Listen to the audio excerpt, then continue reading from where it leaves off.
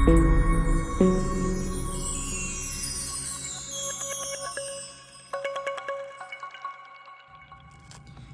this tutorial is a little bit of a catch up because you've just got to the end of your first unit. I just want to run through the whole process of how to complete the unit and submit your work. So you've probably already finished off your quizzes. So you would have got to the last quiz and submitted the last question, and press the button and see you later, all done and dusted. And if there is an activity like the one here on screen, just complete the activity, fill out what you've got to fill out. Be sure to save it, send that file to me.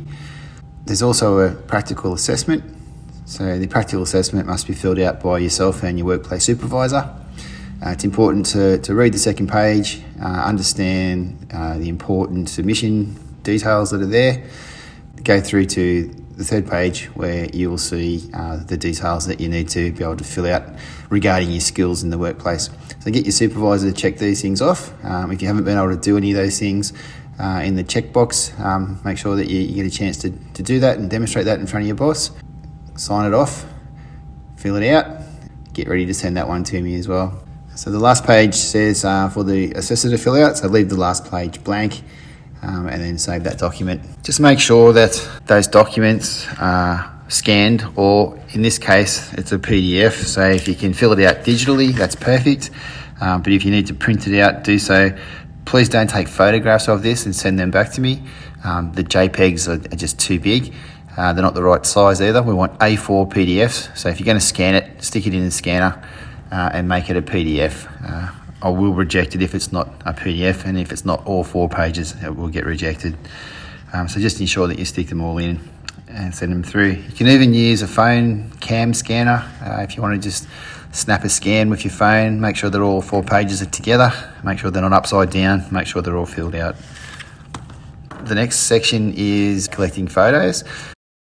Check your assessment sheet to see what videos that you need to take. Find the instructions on the assessment sheet and follow these to collect your photo evidence. The important thing is that we can see you and you're clearly identifiable in the photo. We can see exactly what you're doing. Just like that video, the sample that you saw there with the guy wrapping the car, we took some still shots out of that and we're able to see that who the apprentice is, and we can clearly see what the job is. Also, there's a couple of photos here. One is what not to do. So in this particular photograph, you see the computer and you see a hand on a mouse. Someone took a photo of themselves using a computer. Unfortunately, this photo can't be used because we can't validate who the person is, and we can't really see much of what's going on. But the next photo is a photo of me, but it's just an example to show you that we can see that who it is and what they're doing. They're sitting in front of a computer and they're using that computer. That's all that's required for that particular photograph. I think it might be one of the units for communication or using a computer in the graphic arts industry. So those units will have a requirement for photos like that. Most of the things you're going to do though, you can use a time-lapse video and send that through to me.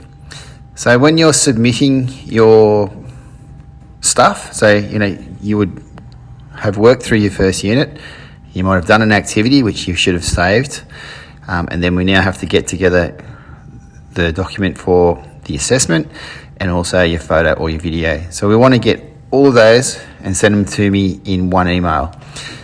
So if you can see here on the screen, remember this from the orientation, it shows you how to label your files correctly. So we've got unit code first, what the document is, and then your name. You're going to have one of these 4 things. It's going to be an assessment, an activity if there's one in the unit, a video or a photo, or maybe multiple photos or a couple of videos, or whatever sequence of those you might be able to capture. You just need to make sure that you've got the labeling correct. So that's it. So well done for getting to the end of your first unit. I hope that you're able to submit your stuff nicely to me.